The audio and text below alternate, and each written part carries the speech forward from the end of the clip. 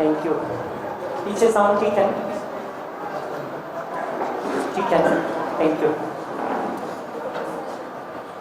शुरू कर लें भैया? ठीक। तो माइक कहाँ है दोनों? बढ़िया। तो इस सेशन में हम थोड़ा सुख के ऊपर बात करना चाह रहे हैं कि सुख क्या है। तो मैं सोचता हूँ कि थोड़ा आप लोगों से सुनने से शुरू करूँ कि जो लोग फर्स्ट टाइम आए हैं सेशन में उनसे थोड़ा सुनने से शुरू करूँ कि आपकी दृष्टि में सुख क्या है। तो जो फर्स्ट टाइम आए हैं वहाँ से शुरू करिएगा, जो पहले कर चुके हैं शिविर उनसे सुनना ठीक नहीं है क्योंकि फिर वो बहुत सारा बताना शुरू करेंगे। जी, मेरा नाम अजय का माइक तैयार रखिएगा। जी, अजय गज्जर है, बड़ौदा से हूँ मैं। जी जी, यहाँ भी रहता हूँ। जी। मुझे लगता है कि जो हमारे शरीर का जो पूरा चेता तंत्र है वो जिसकी खोज में है वो सुख है। बढ़िया। तो आपकी बात से ये पकड़ में आया कि सुख वो है जिसकी खोज में हम सब लगे हुए हैं। सुख वो है जिसकी खोज में हम सब लगे हुए हैं। तो इन्होंने उल्टे साइड से उसको परिभाषित कर दिया कि सुख उस वस्तु का नाम है जिसको हम सब चाहते हैं। सुख उस वस्तु का नाम है जिसके लिए हम सभी लोग प्रयास कर रहे हैं। राइट? बढ़िया। मैं इस बारे में आपके पक्ष में हूं। सुख वही वस्तु है जिसकी हम सबको प्यास है, प्यास जिसके लिए हम सबका प्रयास है। जी नमस्कार। नमस्ते। मेरा नाम प्रवीण भाई मोदी है जी, गांधीनगर से आए। आप जो पूछ रहे हैं उसके बाद में बताऊँ तो सुख मेरी दृष्टि तो ऐसा है कि हमारे पास जो है उसमें जो हम संतुष्टि रखते हैं वही सुख है। और जो आध्यात्मिक दृष्टि बोलते हैं तो उसमें क्या है कि जितनी भी अब अतृप्ति होगी ना उतना तो हम उसके पीछे पीछे दौड़े जाएंगे, लेकिन जो भी मिला है उसमें संतुष्टि रखेंगे तो वही सुख है। तो जो मिल गया है उसमें काम चला लेने का नाम सुख है। अगर उसको दूसरी भाषा में कहूँ तो आप ऐसा कह रहे हैं कि जो मिल गया है उसमें काम चला लें, ये सुख है। जी, मेरा नाम शोएब है। मेरे हिसाब से मैं सब अभी समझा उससे ऐसा पता चलता है कि सुख एक पीरियडिकल है। बच्चा होता है तब उसको अलग चीज़ में सुख होता है, बड़ा होता है तब उसको अलग चीज़ में सुख मिलता है और पीरियडिकली वो चेंज होता रहता है और उसका डिमांड अलग अलग रहता है। बढ़िया। तो ये कह रहे हैं कि सुख जो है वो समय के साथ बदलता रहता है। बच्चा होता है तो खिलौने में सुख ढूंढता है, बड़ा हो जाता है तो खिलौने थोड़े बदल जाते हैं। इतना ही तो फर्क पड़ता है। थोड़ा और बड़े हो जाते हैं कुछ और खिलौने में सुख ढूंढते हैं। जब बुजुर्ग हो जाए ना तब एक ही चीज में सुख लगता है, कोई सुनने वाला हो जाए हमारी बात। ऐसा दिखाई देता अभी अगर जीने के डिजाइन को देखेंगे तो। और मजे की बात है, एक छोटा बच्चा जिन खिलौनों में सुख मानता है, एक उम्र के बाद वो खुद ही उन्हीं खिलौनों को उठा के फेंक, एक उम्र के बाद खुद उन्हीं खिलौनों को उठा के फेंक देता, दूसरे खिलौनों में इंगेज होता। एक उम्र के बाद वापस उन खिलौनों को समेट लेता है, किसी तीसरे में लग जाता है। जी, जितेंद्र गज्जर। मेरे हिसाब से सुख वो जो हम काम करते हैं वो काम में जब हमें आनंद आता है वही सुख है। तो आनंद बराबर सुख। आपने कहा कि काम को करते समय आनंद आए तो सुख है, और जब काम नहीं कर रहे हैं तब। बढ़िया। इधर का माइक कहाँ है? कौन लोग हैं जो पहली बार सेशन में आए हैं? जरा सुने तो सही। माइक दीजिएगा पीछे। जी, तब तक आपसे सुनता हूँ। Things goes as per our vision will, that is सुख। जब चीजें हमारे अनुरूप हो रही हो तो उसका नाम सुख है। जैसा हम चाहते हैं वैसा होता रहे तो उसका नाम सुख है, ऐसा कह रहे हैं। बहुत बार आप दुनिया में देखेंगे ना तो हमारा अपना ही मन बदल जाता है। उसी बच्चे को एक समय तक बहुत पढ़ा लिखा के विदेश में सेटल करने के लिए हम लोग मन लगाए, जब वो विदेश में सेटल हो जाता है और लौट के फोन करना बंद कर देता है ना, तो वही तकलीफ का कारण बन जाता है कि जो सारी मेहनत हमने की उसको एक जगह पहुंचाने के लिए, वो जब वहां पहुंच के उसमें रम जाता है, उसी में लगा रहता है, तो वही एस्पिरेशन जो हमारा था वो लौट के हमारे ही दुख का, हमारी ही पीड़ा का कारण बन जी। यस, आपने लिख ही दिया है, मानव की मूल्य चाहना, सुख समृद्धि निरंतर। यानी कि मेरी दृष्टि ऐसा है कि निरंतर जो मिलता है वो सुख है।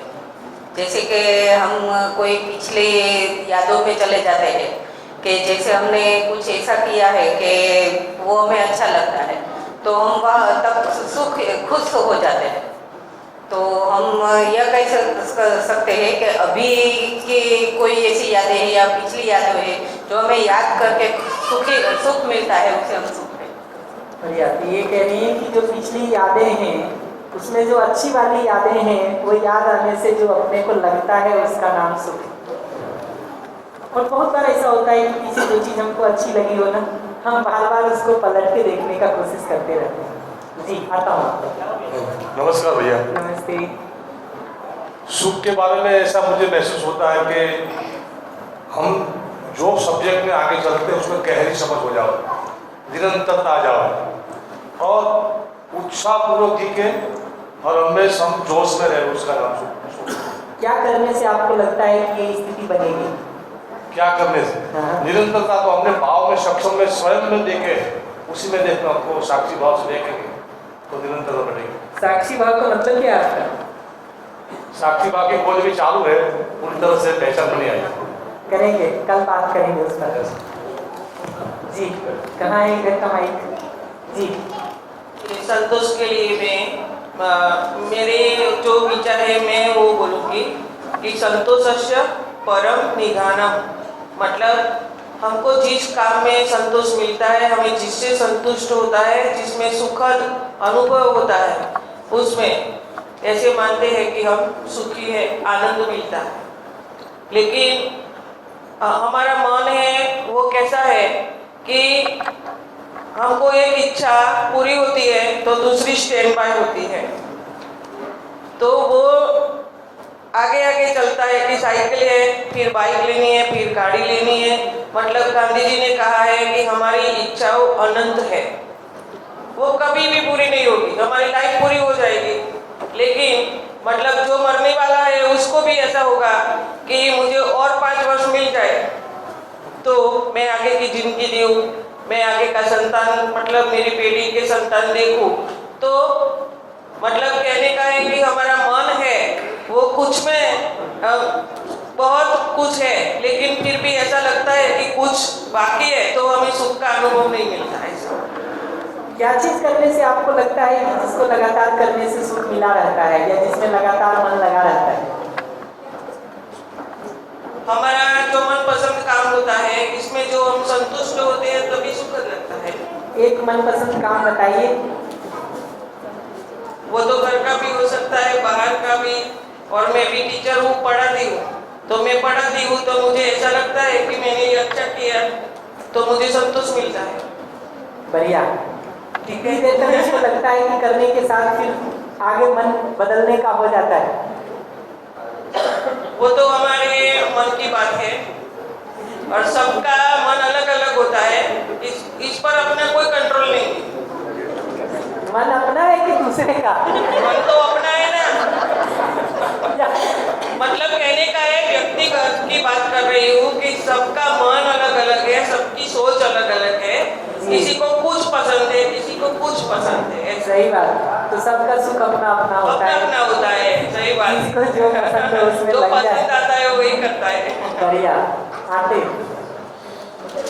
जी, तो रिक्वेस्ट है कि जो भी बोले शेयरिंग करो खड़े होके, ताकि इनको भी रिकॉर्डिंग में थोड़ा प्रॉब्लम आ रहा है, और आपका ये पूरा रिकॉर्डिंग हम फिर अपलोड करने वाले हैं ताकि दूसरे लोगों को, और आप ये रिवाइज करना चाहें कर सकें, तो अपनी जगह पे खड़े होके। धन्यवाद। Thank you. सर, मेरे हिसाब से जो जिसमें दुख नहीं होता है वो सब सुख है।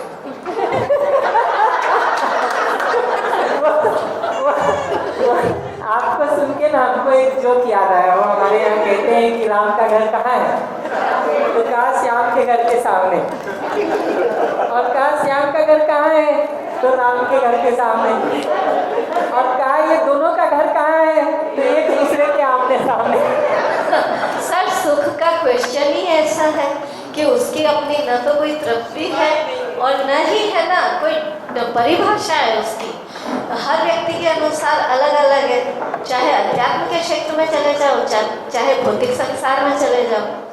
तो इस वजह से घूम फेंक के वही हो रहा। ठीक बात है। पीछे कुछ कहना चाहिए दीदी, वहाँ भी जरा एक बार माइक दे दीजिएगा प्लीज।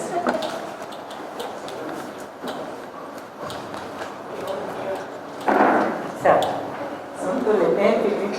नमस्ते सभी को। नमस्ते। मेरे हिसाब से सुख वही है कि मेरी बात या मेरा कुछ कहना कोई माने या मेरा कुछ सुने, वही मेरी दूसरे हमारे हिसाब से चल जाए। तो जो दीदी तो इसमें पहले कह रही थी ना, अपना मन ही अपने हिसाब से नहीं चलता, दूसरे का मन भी हमारे हिसाब से चल जाए, ये कोशिश भी करेंगे तो कहाँ मिलने वाला है, मुश्किल है ना जी। सुख बाह्य જરૂરિયાત હોય, જેમ કે ગરમી લાગે છે તો પંખો ચાલુ કરીએ તો એનો હવાનો અહેસાસ હોય તો એ સુખ મળે છે। પછી ઊંઘવું છે પણ ઊંઘ નથી પણ સૂઈ ગયા તો મારા મતલબ કે એના બાહ્ય જરૂરિયાત, પણ ખુશી છે એ અંદરથી મેળવવાની હોય છે। સુખ છે બહારની જરૂરિયાતો આપણે પૂરી કરી શકીએ, પરિવારમાં રહેવું, એક સારો પરિવાર મેળવવો, એ રીતે સુખ અને ખુશી આનંદ એ બંને જુદી વસ્તુ છે। आप जो कह रहे हैं वो ये कि बाहर की चीजें अनुकूल मिले, ठीक मिले तो उसको सुख कह रही है, अंदर जो अपने में तृप्ति महसूस हो रही है उसको खुशी नाम दे रहे हैं। बढ़िया जी। बोलो चावड़ा वासना अहमदाबाद। मेरे हिसाब से सुख की परिभाषा ये है कि कोई भी इच्छा अभिलाषा की परिपूर्णता हुई उसी को सुख कहते हैं। इच्छा या अभिलाषा की जो परिपूर्णता है, उसका कंप्लीटनेस है, उसका जो पूरा होना है उसको सुख है। बढ़िया। हाँ पीछे एक दीदी। नमस्ते। नमस्ते। जैसा दीदी ने अभी बताया कि सुख मतलब जो हमें संतोष करे वो चीज़ है, तो एक सुख जो मैंने अनुभूति की है कि आपको कोई भी परिस्थिति में हो, कोई भी समय में हो, आप सिर्फ 10 मिनट या 2 मिनट, आपके पास जितना समय है, आप खुद को भगवान के सामने बिठाकर सौंप दीजिए। वो जो सुख की परम भाषा है, जो अनुभूति है, वो किसी और चीज़ में नहीं है। बहुत अच्छा। आपका कोई भी समय में हो, कभी भी, क्योंकि उन्होंने कभी कोई समय तय नहीं किया है आपको सुख देने के लिए। बढ़िया। एक सुख की परिभाषा आपकी भी है। एक हमारा एक मित्र है, वो अपने घर की एक कहानी सुनाता है, वो बस सुना देता हूँ।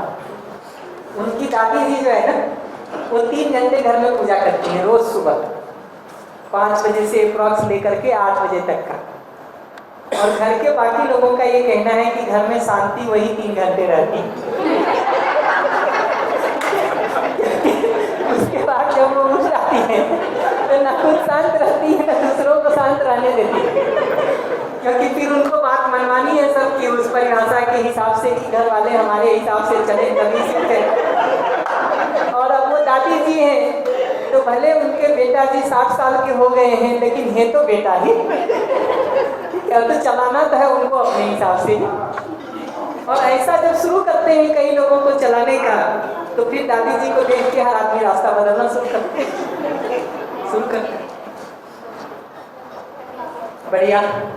अगला सवाल जो बहुत सिंपल है वो ये कि सुख जब हमको हमेशा चाहिए, ये बात तो क्लियर है, कोई एक क्षण ऐसा नहीं है जिस समय हम दुखी होना चाहते हैं, तो कौन सा काम ऐसा है जिसको हम हर समय कर सकते हैं ताकि वो हर समय हमको खुशी दे सके? जब खुशी हर समय चाहिए तो जिस काम से उस खुशी को हम ढूंढ रहे हैं वो भी तो हर समय रहना चाहिए। नहीं, ऐसा नहीं होता सर। कोई काम ऐसा भी होता है।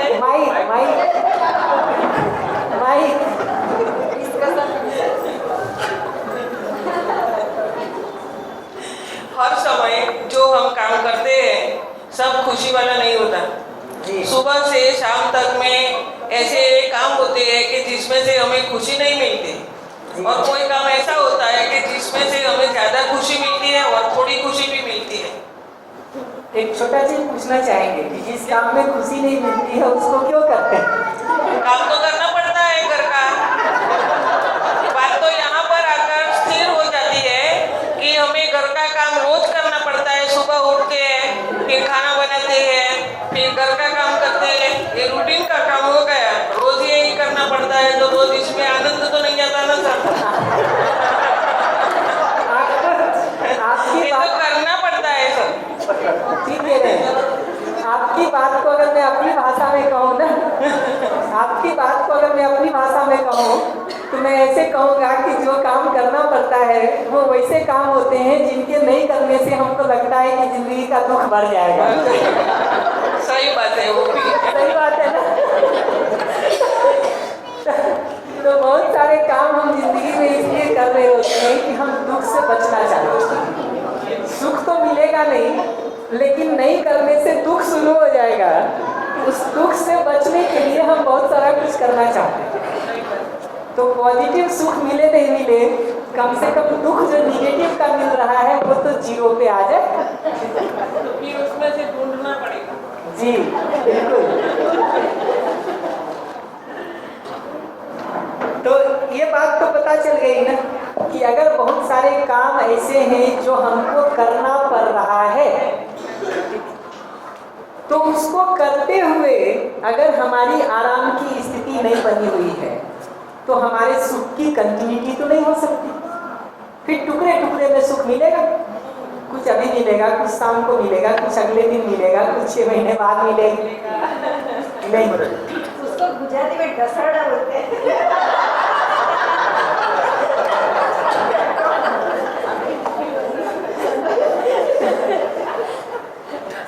तो ये जो बातें हैं ना, अब सारे को सुनने के बाद कुछ प्रपोजल मैं अपनी तरफ से सुख का दे देता हूँ कि रुक करके अब देखा जाए कि सुख का ये डेफिनेशन आपको अपने लिए ठीक लगता है कि अपने लिए ठीक लगता है कि नहीं, उसको जांच परख करके देखने का काम किया जाए।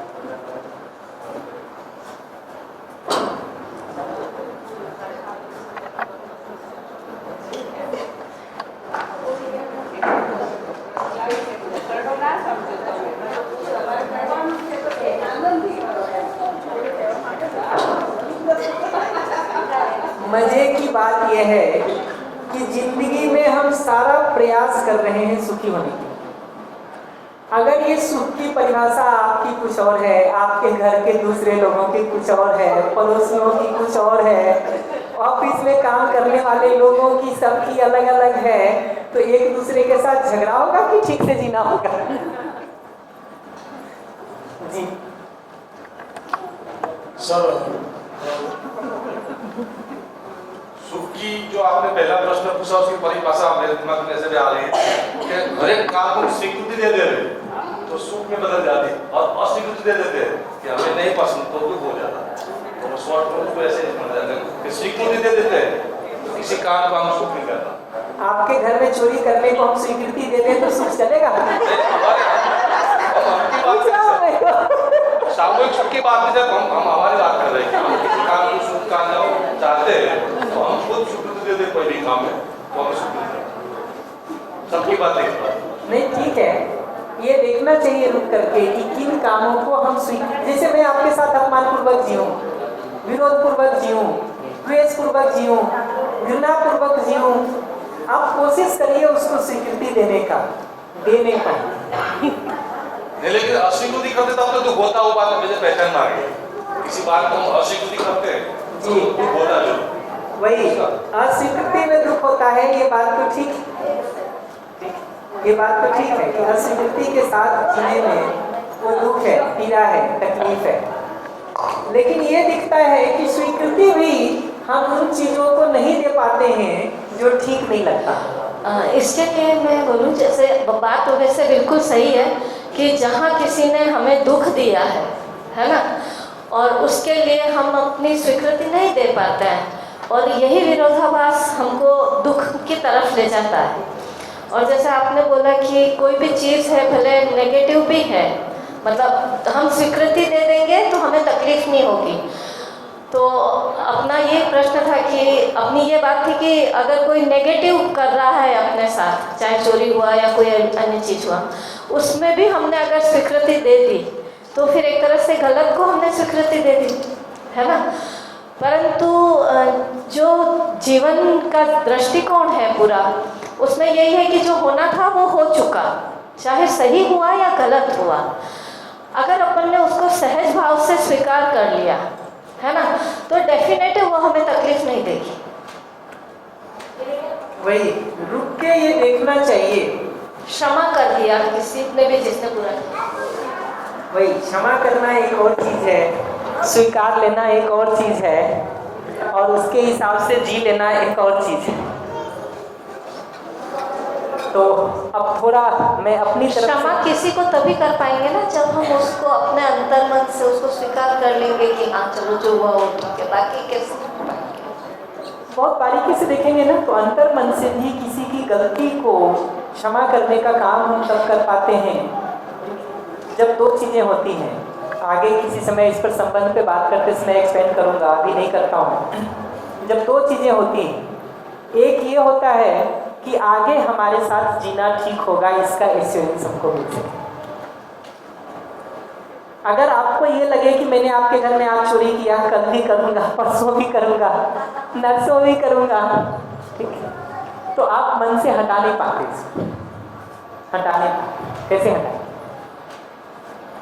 इसी तरह से हमारे चोरी करने से जो पीड़ा या तकलीफ या परेशानी आपको हो रही है ना, जो तकलीफ आपको हो रही है, जो परेशानी आपको हो रही है, उस परेशानी को रिजॉल्व करने का, हल करने का अगर कोई उपाय नहीं है आपके पास, तब भी वो तकलीफ आपकी बनी रहेगी और किसी लेवल पर हम वो क्षमा नहीं कर पाते। बहुत बार आप देखेंगे कि हम जिंदगी में लोगों को भाषा में तो कह देते हैं कि मैंने तुमको क्षमा कर दिया, लेकिन चर्चा जैसे ही उसकी शुरू होती है ना, अपने अंदर के किसी कोने में फिर से वो पीड़ा, वो तकलीफ कहीं ना कहीं शुरू हो जाती है। हमारे अंदर अगर उस घटना को याद करके पीड़ा हो रही है, तकलीफ हो रही है, तो हम उसको क्षमा कर पाए हैं या वो घाव अभी भी हमारे में बना हुआ है? ये बात देख सकते हैं। जब हम संबंध की बात करेंगे परसों किसी समय और स्नेह को एक्सपेंड करने का काम करेंगे, तो इसको थोड़ा डिटेल में बात करने का काम करेंगे। अभी तो नहीं करता हूँ मैं, अभी मैं लौट के आता हूँ सुख पर। सुख का एक डेफिनेशन यहाँ लिखा हुआ है, आप इसको वेरीफाई करके अपने लिए देखिए कि ये आपके लिए डेफिनेशन ठीक है कि नहीं। लिखा है कि मैं जिस स्थिति परिस्थिति में जीता हूँ, जिस स्टेट या सिचुएशन में मेरा जीना होता है, द स्टेट और सिचुएशन आई लिव इन, और ये सारे स्टेट हो सकते हैं। हमारा स्वयं के रूप में जीना है, परिवार में संबंधों में जीना है, समाज की व्यवस्थाओं में जीना है, और इस पूरे प्रकृति, पूरे अस्तित्व के साथ हमारा जहाँ जहाँ भी जीना होता है। अगर उस जीने की जगह पर वहाँ पर हार्मनी है, सिनर्जी है, सामंजस्य है, संगीत है, व्यवस्था है, तो वैसा जीना हमको सहज रूप में स्वीकार होता है। अगर वहाँ सिनर्जी नहीं है, हार्मनी नहीं है, व्यवस्था के बदले अव्यवस्था, हार्मनी के बदले कंट्राडिक्शन, सिनर्जी के बदले डाइकॉटमी है, अंतर विरोध है, तो वैसा जीना हमको सहज रूप में स्वीकार होता ही नहीं। कितना भी आप जबरदस्ती करने का कोशिश करेंगे कि उस सिचुएशन को हम स्वीकार लें, वो होना नहीं है, क्योंकि इनबिल्ट रूप में अगर वहाँ हार्मनी नहीं है, वहाँ सिनर्जी नहीं है, वहाँ व्यवस्था नहीं है, वहाँ सामंजस्य नहीं है, तो वो हमको स्वीकृत होता ही नहीं। तो अगर ध्यान से देखेंगे ना, तो अपने जीने के सभी जगहों पर हम एक हार्मनी चाहते हैं, एक सिनर्जी चाहते हैं, एक व्यवस्था चाहते हैं, एक सामंजस्य चाहते हैं, एक संगीतमयता चाहते हैं। और संगीतमयता का मतलब कोई बैठ के गीत गाने को नहीं कह रहा हूँ। जैसा गीत में भी अगर आप उसके सुर ताल को बिगाड़ देना तो वो बेसुरा हो जाता है। सारा शब्द ध्वनि वही होते हुए भी वो संगीत नहीं कहलाता है, वो नॉइज कहलाता है, हल्ला कहलाता है, शोरगुल कहलाता है। तो जीने के जगहों पर अगर हमको एक हार्मनी दिखती है, एक सिनर्जी दिखती है, एक व्यवस्था दिखता है, एक संगीतमयता दिखती है, एक सामंजस्य दिखता है, तो उस सिचुएशन में जीना हमको सहज रूप में स्वीकार होता है। हम उस सिचुएशन में बने रहना चाहते हैं, बने रहना चाहते हैं। तो व्यवस्था में, हार्मनी में, सिनर्जी में जीने का नाम सुख है। ये सिनर्जी किसी भी कारण से टूट जाए, चाहे हमारे अपने अंदर कुछ अंतर विरोध हो जाए इसलिए टूट जाए, चाहे परिवार में कोई ऐसी बात कुछ कह दे उस कारण से टूट जाए, चाहे समाज में हम कुछ खराब होता हुआ देख लें, कोई ऐसी घटना देख लें समाज में, टीवी पर, मीडिया में, जिसके कारण वो सिनर्जी टूट जाए, या नेचर की जगह से जीते समय वो हार्मनी, वो सिनर्जी, वो व्यवस्था टूट जाए, तो वो हमारी पीड़ा का, दुख का कारण होता है। तो मैं लौट के इस पे एक बार आता हूँ, दुख को भी एक बार परिभाषित कर देता हूँ, तो उससे भी थोड़ा मदद मिलेगा। जैसे उन्होंने कहा ना, दुख के अभाव का नाम सुख है, तो दुख को भी मैं दूसरे साइड से बता देता हूँ कि जिस स्टेट या सिचुएशन में भी हम रह रहे हैं, जिस स्थिति परिस्थिति में भी हम रह रहे हैं, अगर उसमें अंतर विरोध है, अगर उसमें अव्यवस्था है, अगर उसमें कंट्राडिक्शन है, तो हम उसमें रहना नहीं चाहते। हम वहाँ से हट जाना चाहते हैं या सिचुएशन को बदल के ठीक कर देना चाहते हैं। ये दो चीज़ हम चाहते हैं, या तो सिचुएशन को बदल के ठीक कर दें या हट जाए। जब सिचुएशन बदलने का उपाय नहीं दिखता है हमको, वहाँ से हटने की भी परिस्थिति नहीं दिखती है, तो मजबूरन वहाँ रहते हुए जो भोगना पड़ता है हमको, उसका नाम दुख है, उसका नाम दुख है। तो जिस सिचुएशन में भी कंट्राडिक्शन हो, अंतर विरोध हो, अव्यवस्था हो, उन जगहों पर अगर हमको मजबूरन रहना पड़ता है या वहाँ से हम हटना चाह रहे हैं, तो हटते हटते भी जितना समय लग जाता है, भागते भागते भी जितना उसको भोगना पड़ता है, उसका नाम दुख है। तो चाहे अपने स्वयं की जिंदगी में देखें, चाहे काम करने की जगह पर देखें, चाहे परिवार में देखें, चाहे समाज में देखें, चाहे इस पूरे प्रकृति के साथ अस्तित्व में जीते हुए देखें, जिस जगह पर भी हमको अंतर विरोध दिखाई देता है, कंट्राडिक्शन दिखाई देता है, अव्यवस्था दिखाई देती है, हमारी पीड़ा वहीं से शुरू हो जाती है।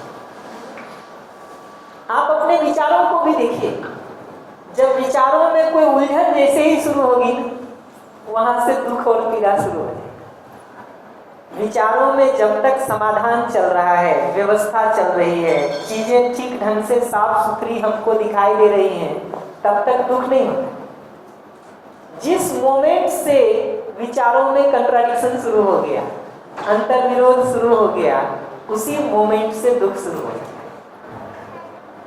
उसी मोमेंट से दुख शुरू हो जाता है। ऐसे ही संबंधों में भी ये बात दिखती है कि एक दूसरे के साथ रहते हुए जब तक हमारे व्यवहार में न्याय बना रहता है, जब तक विश्वास, सम्मान, स्नेह, प्रेम, इन भावों के साथ हम एक दूसरे के साथ जी रहे होते हैं, तब तक तकलीफ नहीं होती। जिस क्षण से व्यवहार में न्याय के बदले अन्याय होना शुरू हो जाता है, विश्वास के बदले शंका शुरू हो जाती है, सम्मान के बदले अपमान शुरू हो जाता है, स्नेह के बदले विरोध शुरू हो जाता है, वो हमको सहज रूप में स्वीकार नहीं। वहीं से अव्यवस्था शुरू हो जाती है, अंतर विरोध शुरू हो जाता है और दुख शुरू हो जाता है, परेशानी, पीड़ा, तकलीफ शुरू हो जाती है।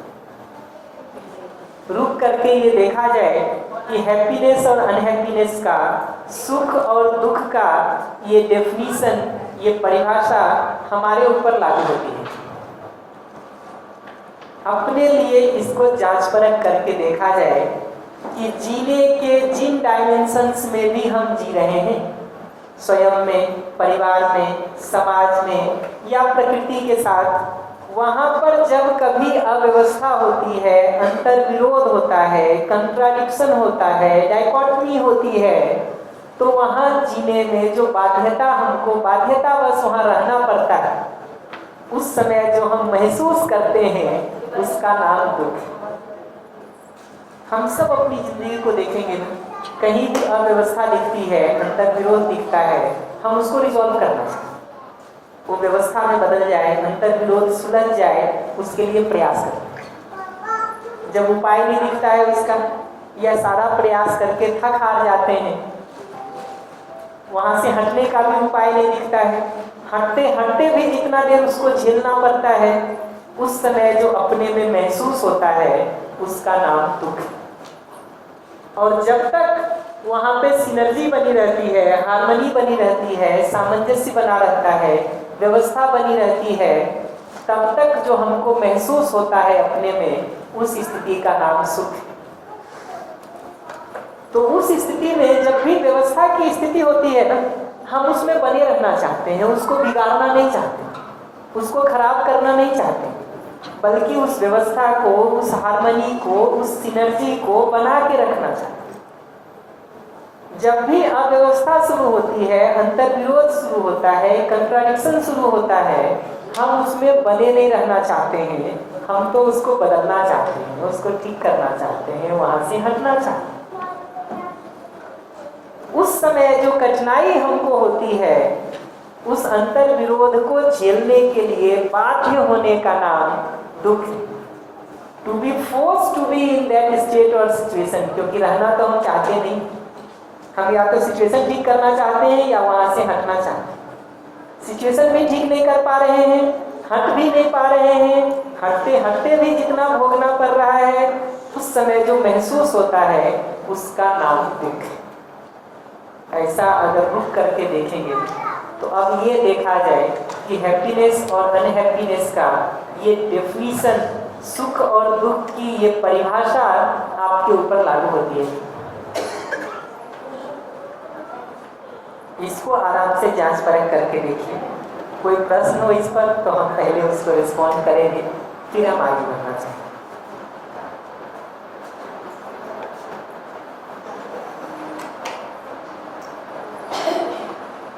अभी हमको लगता तो है कि हम सबकी जिंदगी का सुख अलग अलग है। अभी हमको ये लगता तो है कि हम सबकी जिंदगी का सुख अलग अलग है। एक बार अगर ये दिखना शुरू हो कि जीने की जिन जिन परिस्थितियों में हम जीते हैं, अगर वहाँ हार्मनी है, वहाँ सिनर्जी है, वहाँ व्यवस्था है, वहाँ सामंजस्य है, तो वैसा जीने में हमको सुख महसूस होता है। जब कभी भी अव्यवस्था होती है, अंतर विरोध होता है, कंट्राडिक्शंस होता है, उसमें हम जीना नहीं चाहते हैं, मजबूरन जो भोगना पड़ता है उसका नाम दुख है। ये देखा जाए कि सुख और दुख की ये परिभाषा, ये डेफिनेशन हमको अपने लिए ठीक लगता है।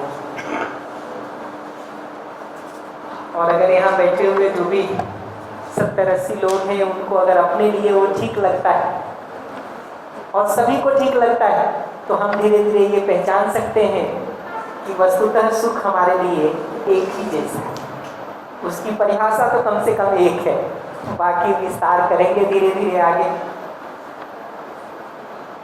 इस पर कोई भी प्रश्न हो या कोई भी कमेंट हो तो एक बार बताइए, हम पहले उसको रिस्पॉन्ड करना चाहिए। सुख है, माइक सबसे पहले माइक, सुख उसके बाद।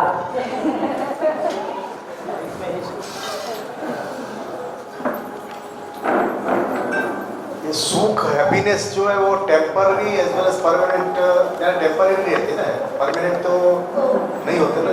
जैसे दुख भी टेम्पररी और परमानेंट नहीं रहते। जैसे मन, वृत्ति और चित्त में अगर हम हार्मोनी लाए तो उसका नाम हैप्पीनेस जी। तो ये इसमें टेम्पररी ही रहता है। बचपन में अलग सुख, आगे अलग सुख की परिभाषा, आगे और अलग सुख की परिभाषा, तो वो निरंतर लाना वो बहुत डिफिकल्ट। ये सुख इतना टेम्पररी हमको, और शरीर का रोग भी, बीमारी भी एक दुख का कारण है ना। शरीर की बीमारी भी दुख का कारण है। और किसी दूसरे का शरीर स्वस्थ दिख जाए तो वो भी दुख का कारण बन जाता है। बीमारी तो दुख का कारण है, स्वास्थ्य भी दुख का कारण बन जाता है जी।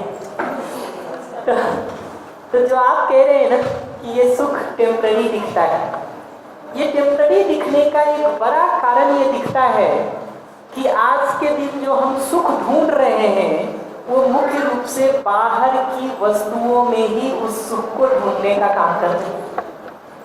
अगर कुछ अच्छा खा के सुखी होने का कोशिश कर रहे हैं तो ये बात तो सही है कि 10-15 मिनट ब्रेकफास्ट में सुख मिलेगा, फिर लंच में जाके मिलेगा और फिर डिनर में मिलेगा। अगर सब खाना ठीक मिल गया तो माइक दे दीजिएगा इधर, और कुछ अगर खराब मिल गया तब तो वो सुख भी गया, वो सुख भी गया। खाना मनपसंद मिल गया तो सुख 15 मिनट का, और नहीं मिला तब तो वो 15 मिनट भी गया। और कई बार तो वो 15 मिनट के खाने को लेके इतना नाराज हो जाते हैं कि पूरे दिन भर कोसते रहते हैं। आता हूँ, एक मिनट लीजिएगा, उनको थोड़ा सा रिस्पॉन्ड करके फिर आता हूँ। उसी तरह से ये दिखता है कि बाहर कुछ अच्छा पहन के, कुछ अच्छा देख के, कहीं घूम करके, कहीं जाके जो सुखी होने का हम कोशिश करते हैं ना, अच्छी से अच्छी मूवी जो आपको पसंद हो, एक बार देखते हैं, दूसरी बार देख लीजिए, तीसरी बार देख लीजिए, चौथी बार कोई दूसरा भी पैसा दे रहा हो तो कहेंगे ले जाएंगे।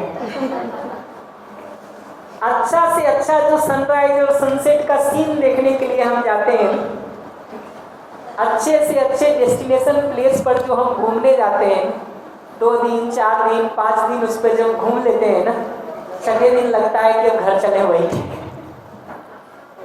तो बाहर की चीजों में अनुकूलता को पा करके ये 5 सेंसेस में, आँख में, कान में, नाक में, जीभ में, त्वचा में, ये पूरे 5 सेंसेस में, शब्द में जो साउंड है, शब्द, जो स्पर्श है, टच, जो साइट है, रूप, जो स्मेल है, गंध, जो टेस्ट है, रस, ये आँख, कान, नाक, जीभ और त्वचा कहिए, शब्द, स्पर्श, रूप, रस और गंध कहिए, इसमें चीजों का डिजाइन ही ऐसा है कि थोड़े समय के बाद वो बदल जाने वाला है। अच्छी से अच्छी मनपसंद मिठाई को भी आप खाना शुरू करिए, जैसे जैसे पेट भरता जाता है वैसे वैसे मन हटता चला जाता है, मन हटता चला, वो स्वाद नहीं महसूस होता। मिठाई वही है, शरीर वही है, जीभ वही है, लेकिन अब वो स्वाद नहीं आता जो भूख लगे होने पे आता।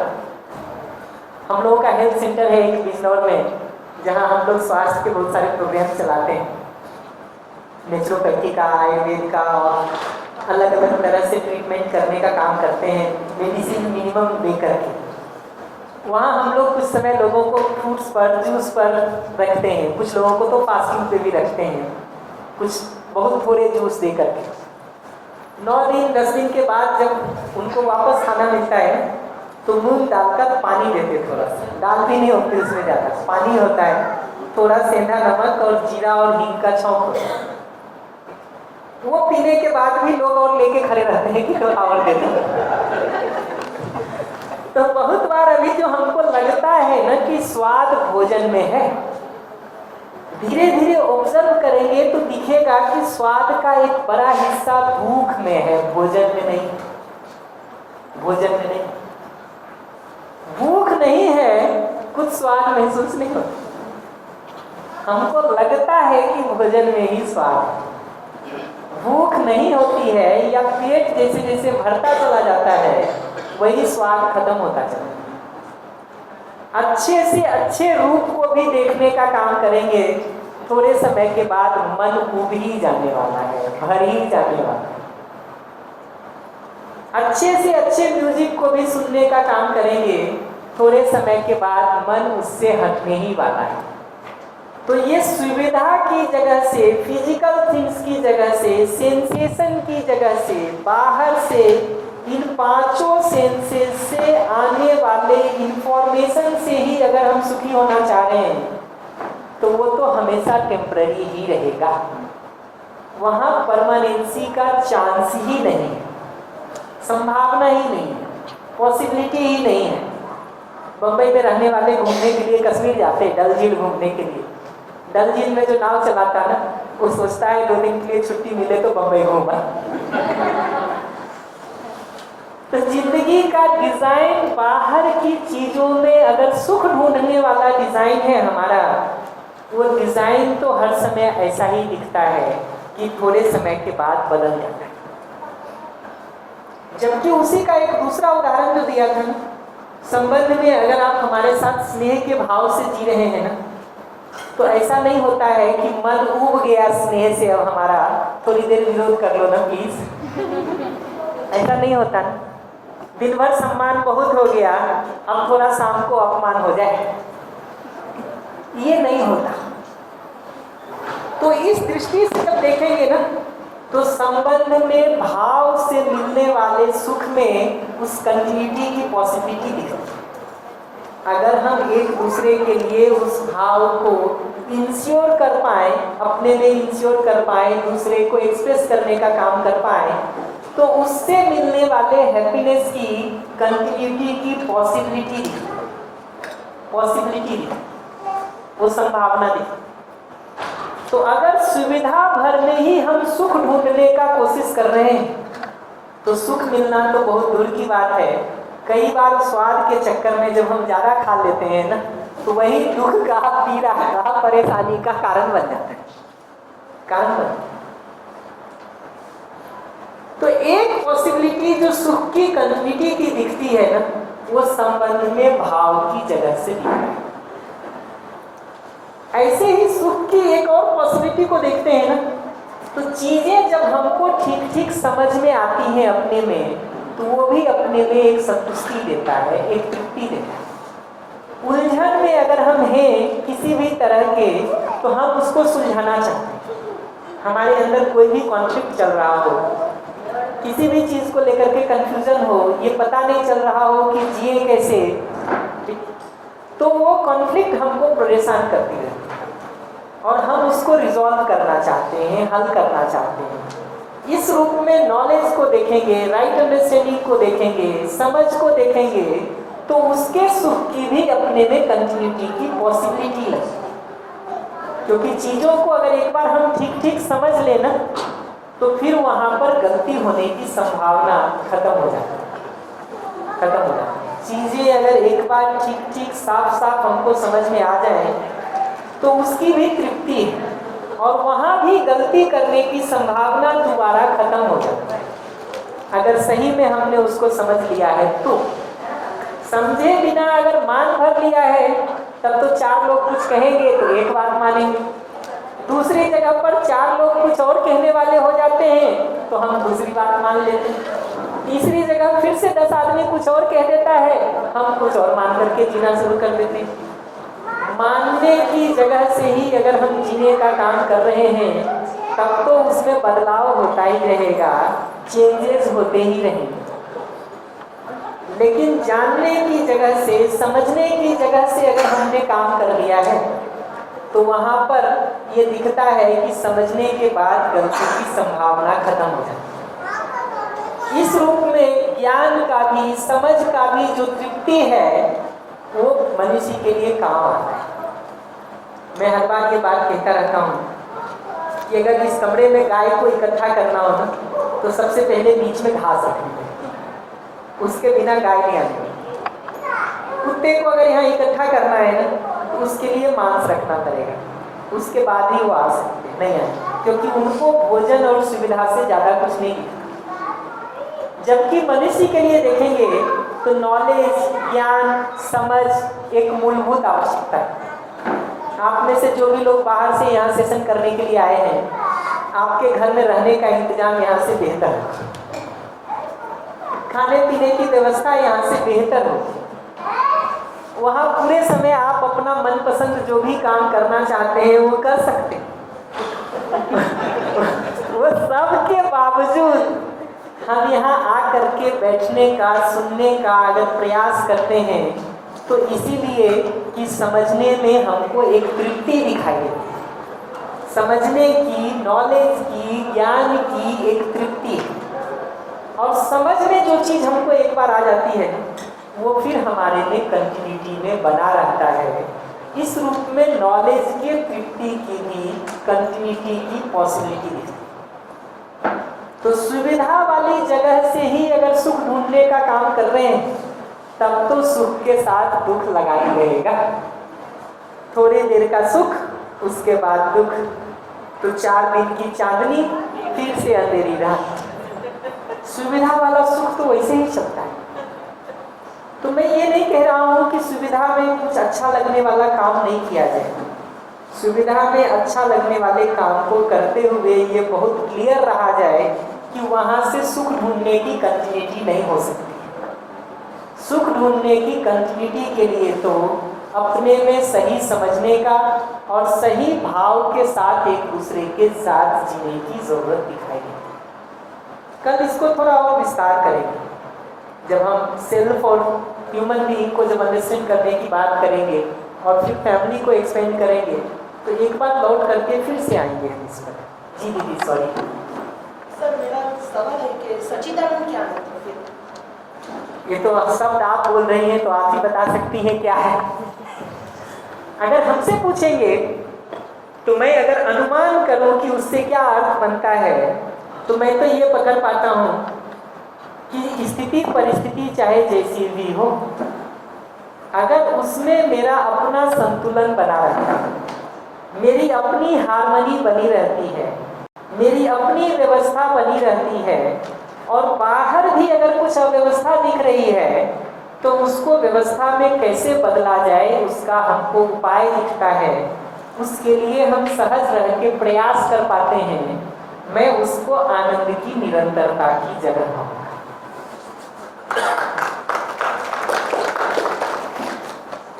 तो अगर उसको देखेंगे ना तो मैं ये सवाल भी हर बार पूछता रहता हूँ, ये सुख और दुख कहाँ होता है? हमारे अंदर होता है कि बाहर होता है? अंदर होता है ना। कुर्सी बैठे हुए हैं, सुख और दुख कुर्सी में हो रहा कि आपके अंदर होता है? अंदर होता है। इससे ये पता चलता है कि बाहर की परिस्थिति चाहे जैसी भी हो, बाहर की परिस्थिति चाहे जैसी भी हो, अपने अंदर की मन स्थिति को व्यवस्थित रखने का उपाय अगर हमको आता है तो हम अपने में आराम में बने रह सकते हैं। ठीक वैसे ही जैसे बाहर बारिश होने के बाद भी अगर छाता हमारे पास होता है तो हम भीगने से बचे रहते, भीगने से बचे रहते। ठीक वैसे ही जैसे बाहर कांटा होने के बावजूद भी अगर पैर में जूता हमने ठीक से पहन रखा है तो उस कांटे से होने वाले घाव से हम बचे रहते हैं। तो अपना समझ पूर्वक, अंडरस्टैंडिंग के साथ, समझ के साथ अगर अपनी स्थिति ये बन जाए कि बाहर की परिस्थिति चाहे जैसी भी हो, हम उसमें संतुलित बने रहते हैं, व्यवस्थित बने रहते हैं, वो बाहर की आग हमारे अंदर भी आग नहीं लगा देती। वो जो बाहर का आग है उसके कारण हमारे अंदर भी आग न लग जाए, अगर वो समझ हमारी विकसित हो जाती, वो योग्यता हमारी बन जाती है, तो हम अपने में आनंद में बने रह सकते हैं। और वो बने रहते हुए फिर हम बाहर संबंध को देख करके चीज़ों को ठीक करने के लिए भी काम करते हैं। तो ऐसा नहीं है कि फिर बाहर हम कोई भागीदारी नहीं करते या कोई काम नहीं करते, बल्कि जितना ज़्यादा हम अपने में सहज, संतुलित और व्यवस्थित रहते हैं, बाहर भी हम उतना अच्छे से काम करते हैं। किसी को कोरोना हो गया हो और मैं उसकी सेवा कर रहा हूँ, सेवा करते हुए मैं कब ज़्यादा अच्छा सेवा कर पाऊंगा? जब हमको भी कोरोना हो जाए या जब हम कोरोना से बचे रहें? बचे रहेंगे तभी सेवा कर पाएंगे। अगर हमको खुद ही कोरोना हो गया तो अब हम दूसरे की क्या सेवा करेंगे? अब तो हमको सेवा की जरूरत। अब तो हमको सेवा की जरूरत है, अब हम दूसरे की सेवा क्या करें, सेवा क्या करें। तो अपनी स्थिति का ठीक होना, फिर इसके साथ दूसरे को भी ठीक होने में सहयोग कर पाना। अगर हमसे पूछेंगे कि सच्चिदानंद की स्थिति क्या है, तो परिस्थिति चाहे जैसी भी हो, अपनी स्थिति को व्यवस्थित रखने हमको आता है और परिस्थिति को ठीक करने का उपाय भी हमको पता है, तो परिस्थिति को ठीक करने के लिए भी हम भागीदारी कर पाते हैं। इस रूप में खुद व्यवस्थित होना और बाहर की व्यवस्था के ठीक होने में भागीदारी करना, ये अपने में आनंद पूर्वक जीने का मतलब। अगर मुझसे पूछेंगे तो ऐसा है। बढ़िया, मैं फिर से लौट के उस मूल प्रश्न पर आ जाता हूँ कि सुख और दुख की ये परिभाषा, हैप्पीनेस और अनहैप्पीनेस का ये डेफिनेशन आपको अपने लिए ठीक लगता है कि नहीं? रुक करके एक बार मैं उसको चेक करना चाहूँगा आगे बढ़ने के पहले।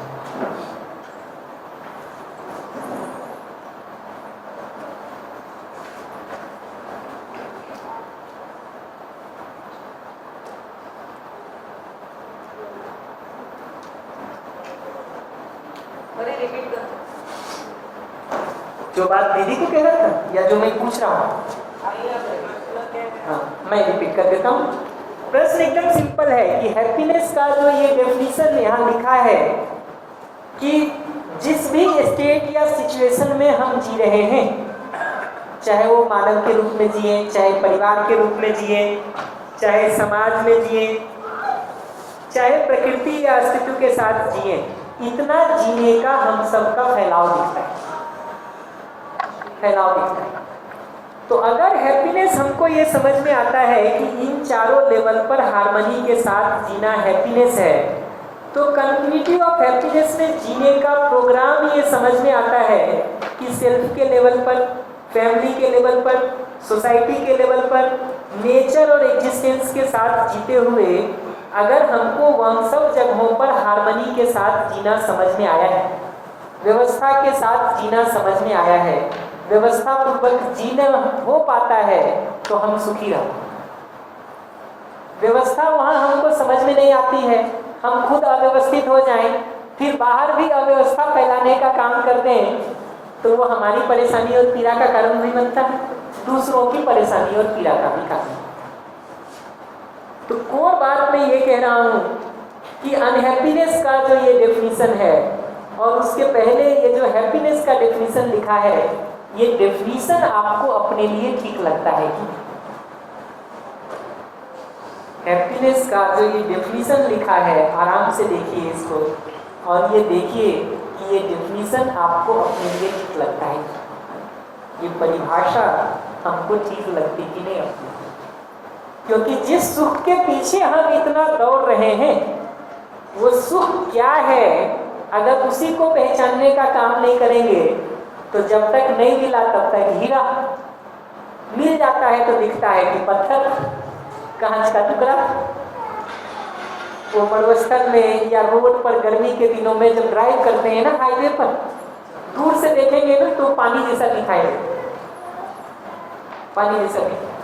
जैसे जैसे पास आते जाते हैं ना, वो पूरा पानी गायब हो जाता है, बूंद भर भी नहीं बचती। वाइसिस कहते हो मरुस्थल में जो दिखता है ना, मेरी मरीचिका हिंदी में शब्द प्रयोग करते हैं उसको जी। तो अगर सुख को हमने पहचानने का काम ही नहीं किया है कि जिस बात के पीछे हम भाग रहे हैं वो वस्तु क्या है, अगर इसको पहचानने का ही काम हमने नहीं किया है, तो फिर कितना भी भागेंगे मिलेगा क्या, मिलेगा क्या। तो ये देखा जाए कि सुख की और दुख की ये परिभाषा हमारे लिए ठीक है। एक बार आराम से इसको देखिए और हमको रिस्पॉन्ड कर दीजिए। इस पर कोई भी कमेंट हो, प्रश्न हो, तो मैं एक बार उसको पर चर्चा कर लेना चाहूँगा, फिर आगे बढ़ना चाहूँगा।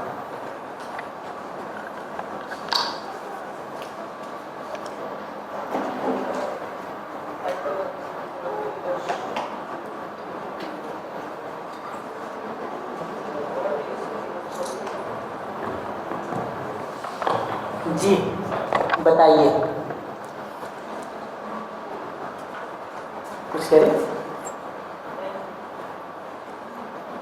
इतना प्रयास हम जिंदगी में सुखी होने के लिए कर रहे हैं, जिस मंजिल के लिए हम दौड़ रहे हैं वो मंजिल क्या है, इसको समझे बिना अगर दौड़ने का काम करेंगे नहीं, जब तक पहुंचेंगे तब तक भ्रम रहेगा कि पहुंच जाते तो सुखी हो जाते।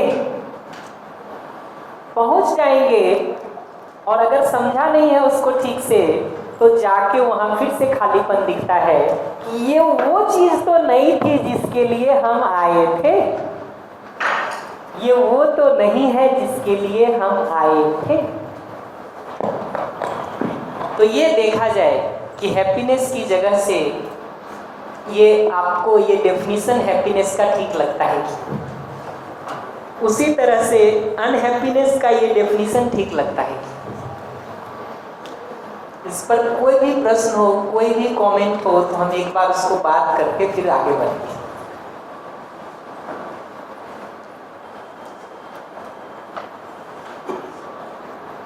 ठीक है, कम से कम धीरे धीरे ये तो दिखना शुरू होगा कि आदमी के रूप में बहुत सारा अंतर होने के बावजूद भी बहुत कुछ कॉमन भी है हम सबका। अभी हमको लगता है कि खाली भेद ही भेद है आदमी में, क्या कॉमन ढूंढे एक दूसरे के साथ। थोड़ा ध्यान से देखना शुरू करते हैं ना तो ये दिखता है कि ह्यूमन बीइंग के गोल के रूप में भी हैप्पीनेस, प्रोस्पेरिटी और उसकी कंटिन्यूटी, सुख, समृद्धि और उसकी निरंतरता, ये हम सब की चाहना है। मेरी भी यही चाहना है, आपकी भी यही चाहना है, इनकी भी यही चाहना है। इस सुख और समृद्धि को पाने के लिए हम बीसियों प्रकार से जो प्रयास कर रहे हैं आज के दिन, अलग अलग तरह से हाथ पैर मारने का कोशिश कर रहे हैं कि सुख अलग अलग चीज़ों में ढूंढने का प्रयास कर रहे हैं। रुक करके अगर देखना शुरू करेंगे तो ये दिखता है कि हार्मनी में, व्यवस्था में, संगीतमयता में जीने का नाम सुख है।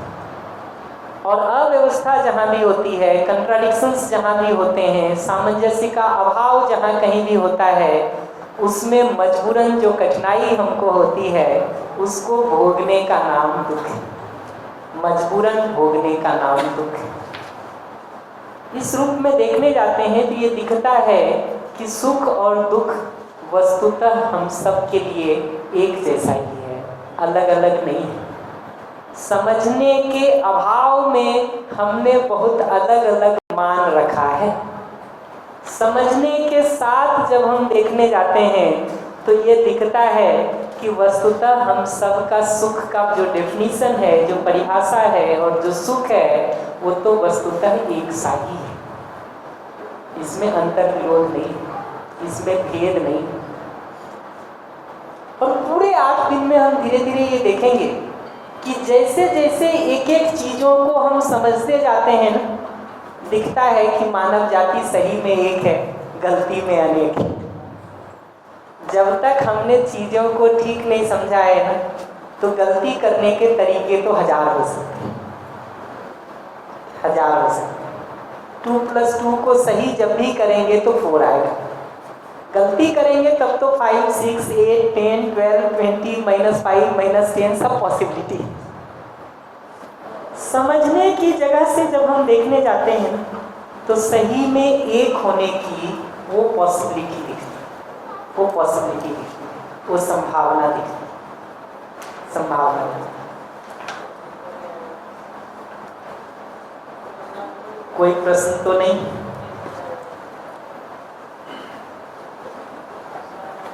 ठीक है, बढ़िया। तो मेरे पास अभी लगभग 30 मिनट का समय है।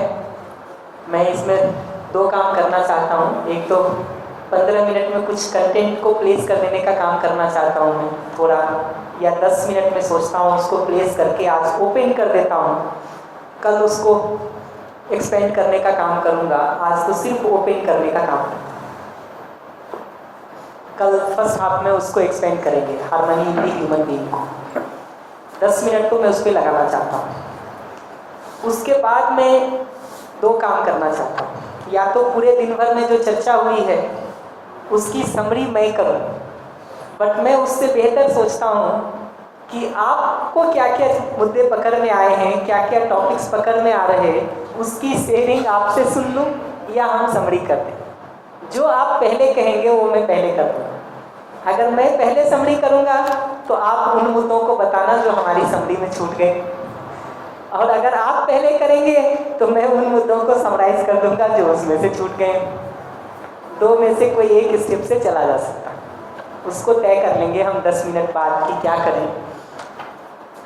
अभी मैं 10 मिनट थोड़ा कंटेंट को प्लेस कर देता हूँ कि मानव के जीने के रूप में अगर देखेंगे तो इतना फैलाव दिखता है।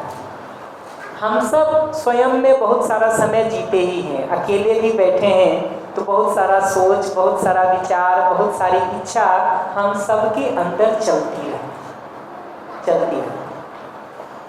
परिवार में हमारा जीना होता ही है एक दूसरे के साथ, अच्छा जिए या खराब जिए, जीना तो होता ही है।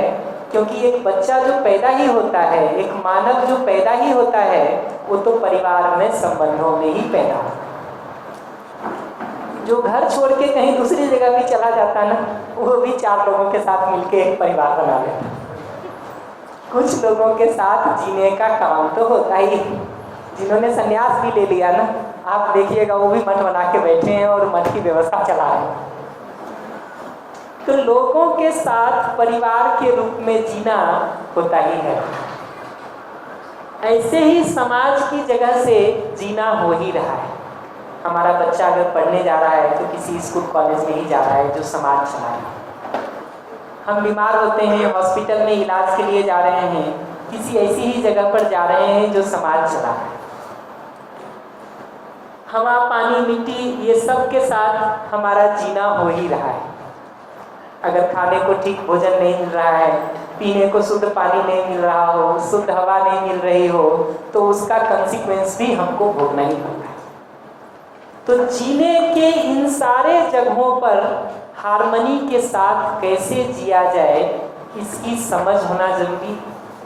और फिर उसके लिए हम सब मिल करके काम कर सकें, इसकी ज़रूरत है।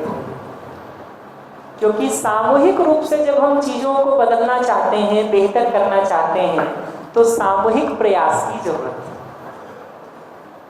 अगर अकेले के प्रयास से देखेंगे ना, तो घर में खाना क्या बनेगा ना, ये भी एक आदमी नहीं तय कर सकता। परिवार के सभी सदस्य मिलकर के ही ये तय कर पाते हैं कि परिवार की व्यवस्था कैसे चलेगी।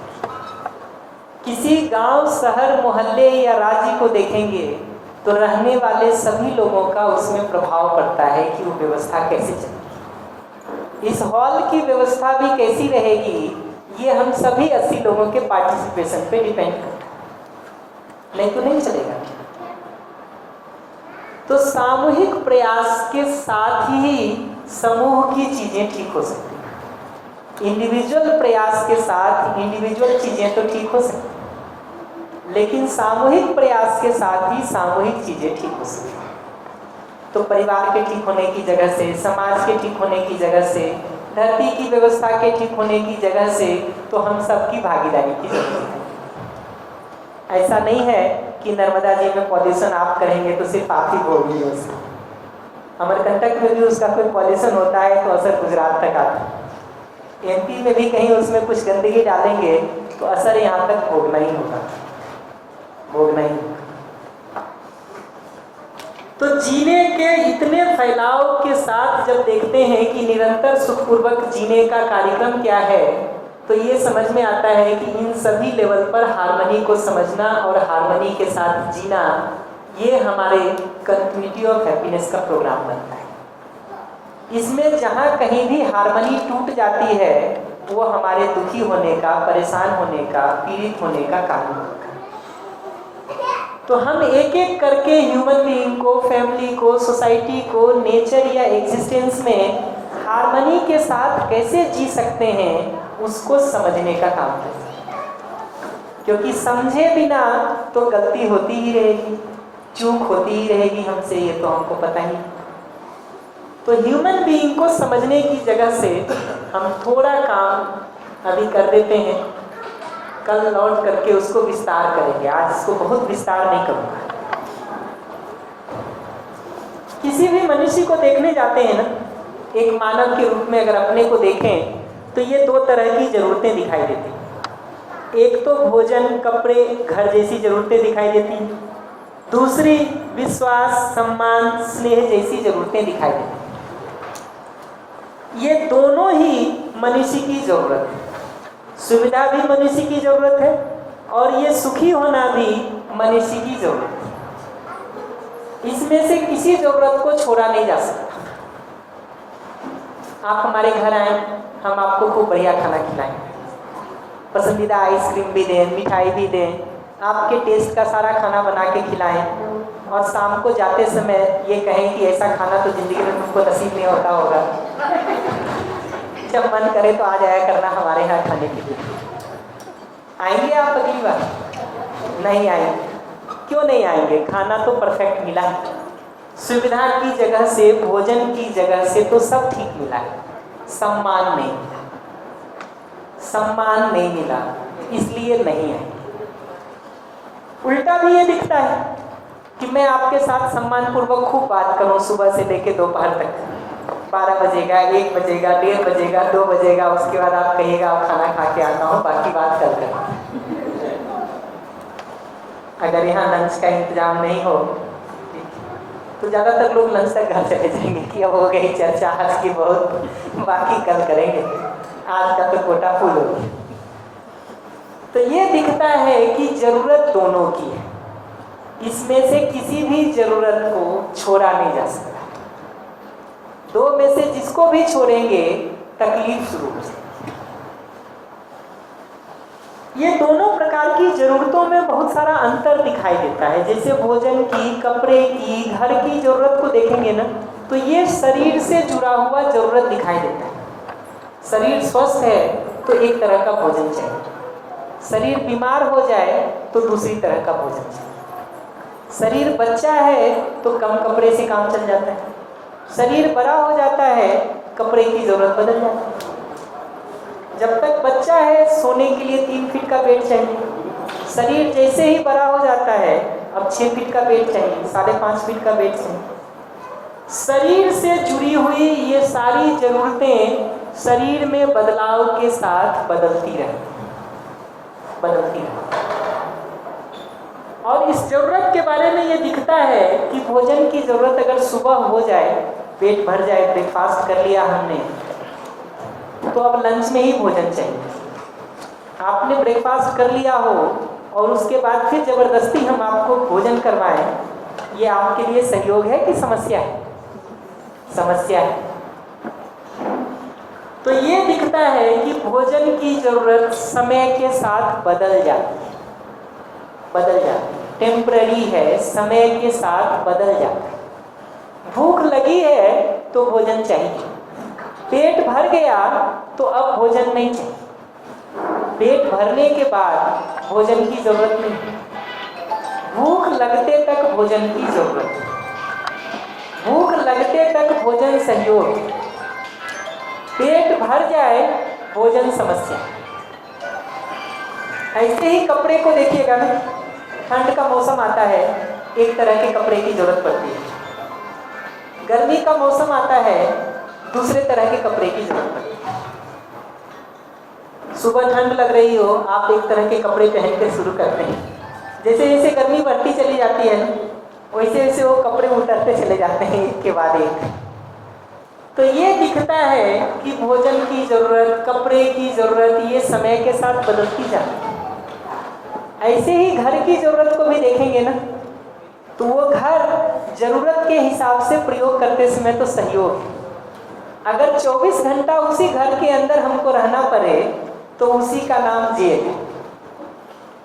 नहीं, जेल में भी कमरा तो देते हैं जी, देते हैं, बेड भी देते हैं, लेकिन इतना ही है कि आप उससे बाहर नहीं निकल सकते। तो वही घर हमारे लिए समस्या हो जाता है अगर 24 घंटे उसमें हमको बंद रहना पड़े। तो भोजन की, कपड़े की, घर की ज़रूरतों को देखेंगे तो ये सब समय के साथ बदलता रहता है और ये सब शरीर से जुड़ा हुआ ज़रूरत है। भोजन अगर नहीं मिले शरीर बीमार हो जाएगा, कपड़ा अगर ठंड लग रहा है और पहनने को कपड़े नहीं है, शरीर को तकलीफ हो जाए। नींद आ रही है, सोने के लिए जगह नहीं है, तकलीफ शुरू हो जाए। तो शरीर से जुड़ी हुई इन सारी जरूरतों को देखेंगे तो ये समय के साथ बदलती रहेगी।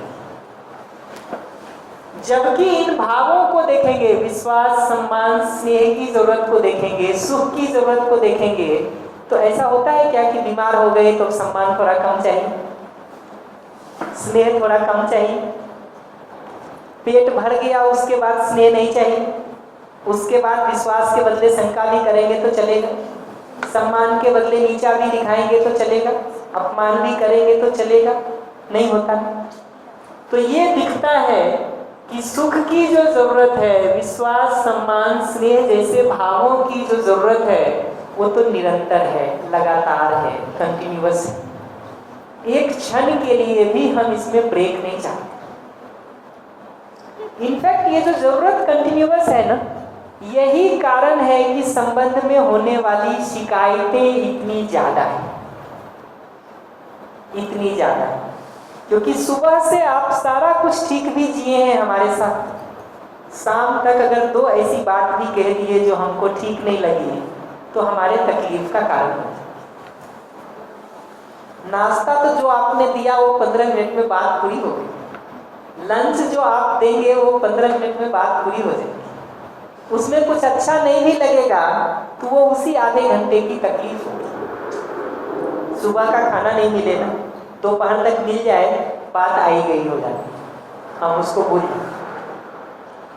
लेकिन संबंध में जो ये भावों की जरूरत है, ये जो सुखी होने की जरूरत हमारी लगातार बनी हुई है, इसमें तो एक क्षण का भी गैप होता है, वो हमारी पीड़ा का, तकलीफ का, परेशानी का कारण बन जाता है, कारण बन जाता है। यही कारण है कि ये भाव वाली जरूरतों के पूरा नहीं होने का जो दुख है वो हमारी जिंदगी में बहुत ज्यादा है। क्योंकि इन भावों की जरूरत पूरे समय है, जबकि सुविधा वाली जरूरत तो कभी कभी है। तो कभी कभी वाली चीजों में जो अच्छा लगना भी होगा वो कभी कभी ही होगा, और जो समस्या भी होगी वो भी कभी कभी ही होगी।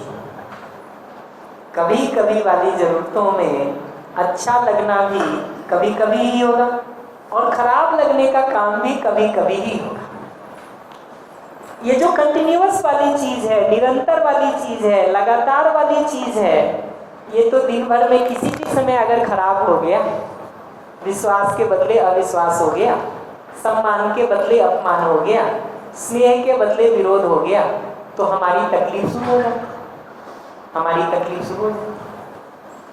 और ये विश्वास, सम्मान, स्नेह जैसी जरूरतों को देखेंगे ना तो शरीर पर निर्भर नहीं दिखाई देती।